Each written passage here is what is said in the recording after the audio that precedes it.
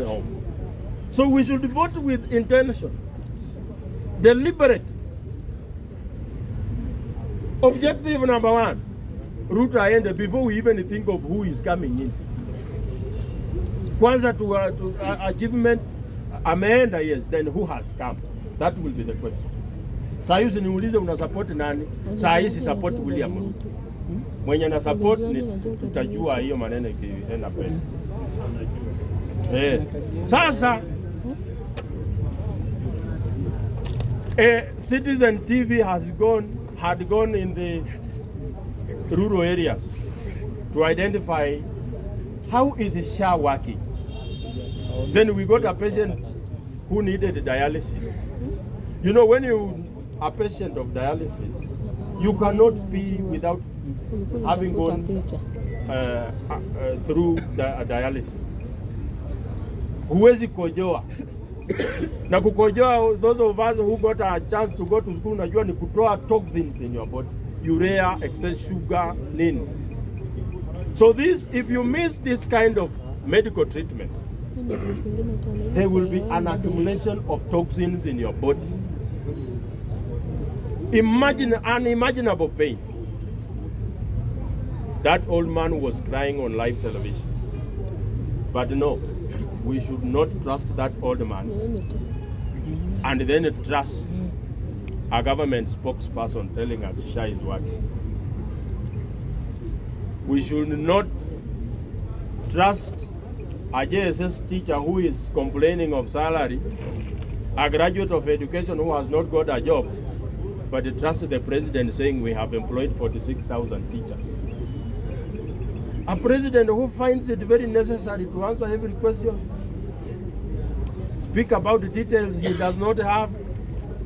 Juzi nilimsikia akisema Nairobi River has employed 18,000 people.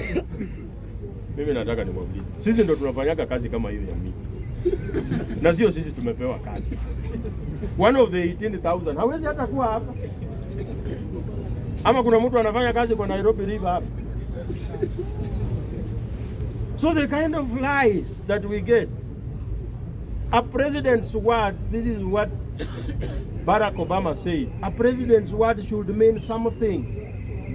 But today nimesikia president atakuwa na State of the Nation address.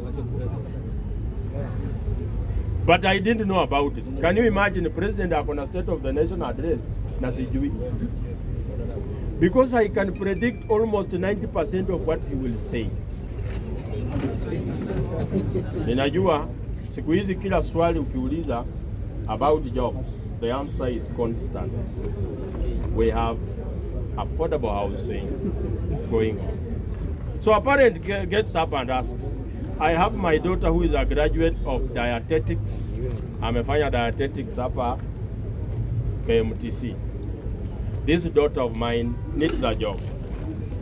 The president stands and said, we will have affordable housing. So, a graduate of dietetics anaenda kufunza mafundi nutrition. Another person comes and says, my son is a graduate of education. Ni mwalimu. President stands and says, we have affordable housing. Utaenda ufunze mafundi. Unajua, hatujasema kwamba affordable housing ni mbaya. But we need employ everybody. We need a system that can accommodate everyone. A lawyer, a teacher, a mason, a plumber, everybody. Hatuwezi kupata kazi kwa hizo sekta zote through affordable housing. And how are we to trust this affordable housing? Is it even happening? And I want to tell Morara Kebaso to stop lying to Kenyans. You know, the president said that he moves with faith. Those of you who move by sight, you cannot see what he's doing. So you need some faith. So I want to tell Morara Kebaso, when you went to Diani, the place where the president said there is an affordable housing project going on, which had employed 2,000 Kenyans, and you found that it was empty. The problem is your faith. The project was going on underground, nyumba zilikuwa zinajengwa. Sasa mahali ulikuwa umesimama chini, affordable housing. Yani tuko na serikali ambayo ili uone matendo yake unahitaji imani. Watu ambao hamuna imani, hii maneno hamtaona. Hamwezi ona. So I urge Kenyans to have some faith, to see what Kenya Kwanza is capable of doing. Unajua, personally, mimi sijawahi stuka na zile vitu serikali imefanya. Personally, William Ruto has really met my expectation 100%. Because mimi sikutarajia afanye hivi chochote. Sasa vile amekosa kufanya chochote, it's actually my expectation that he can't do anything. But William Ruto is only good at one thing, and for that I respect him. Anaweza kuconvince hata leo si date 19 na uamini. He can even tell you that person you call your mother is not actually your mother. Na kupe reasons of another woman being your mother, and you will believe it. As I finish, before the honorable, agitated honorable member from Naribari Church speaks, as the Kenyan people, you must ask yourself this constant question: what is your interest in this political discourse that is going on? Wanasema siasa ni mchezo ya interest. Sasa wewe interest yako ni gani? Kama wewe interest yako Raila apate kiti ni sawa. Nimesikia wengine wakisema Raila lazima apate AU. It's an interest. I respect that. But mimi interest yangu, an environment that can support businesses, that you can open a business and it can thrive, that you can get return from your taxes. Hatuna shida na kutozwa ushuru, but unatoza ushuru ili ukafanye nini? I ask John Mbadi, you are proposing new tax measures, so what? Ndio nini ifanyike?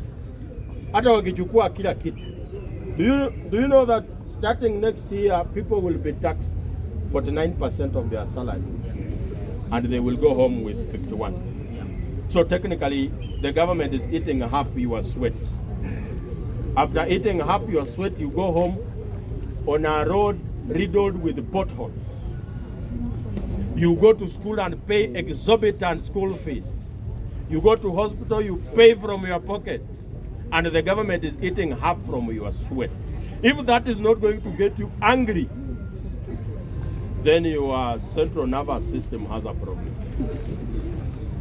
As I finish, Mr. Speaker, I want to remind people who had forgotten that mimi sasa nitajaribu kusukuma mkora mwingine hapa Bungoma aende nyumbani. Kwa sababu ameongea tu sahini mara ngapi? Mara tatu.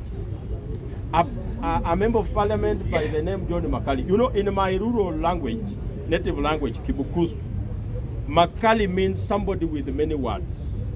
Mtu akona maneno mingi. But yeye anaitwa Makali lakini akona maneno kidogo. Kwa parliament ameongea mara tatu.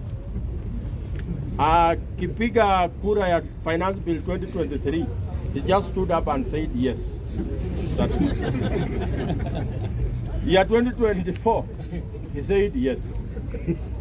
Then another opportunity came ya kufuta Gachagua. Akaamuka akasema yes. So we want to say yes, he can go home. Thank you very much.